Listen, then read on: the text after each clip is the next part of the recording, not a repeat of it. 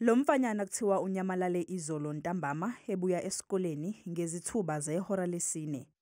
Kuthiwa ubonakale ehla emotweni agibela kuyo uma eya esikoleni. Wangena kulama flats ahlala kuwo. Kwaba ukugcina kwakhe ukubonakala. Ekuseni namhlanje ngehora lesithupha, Isidumbu sakhe sitholakale sibekwe emastebhisini angenela endlini okuhlala kuyo umama wakhe. Besinezibazi zokushaywa. He returned home from school, and then once he entered, everybody just lost sight of him.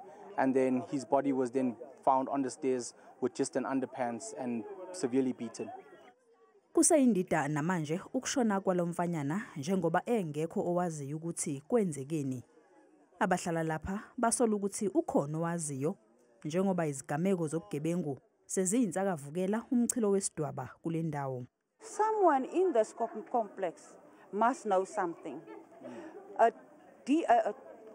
forensic audit must be done with all of these flats here. As it is, Florida and Fleuhorf, Ward 70, has got a crime problem. So something is not adding up here. And I feel somebody is protecting something here. Amaphoyisa asejube ithimba elikhethekile elizophenya ngaleli cala.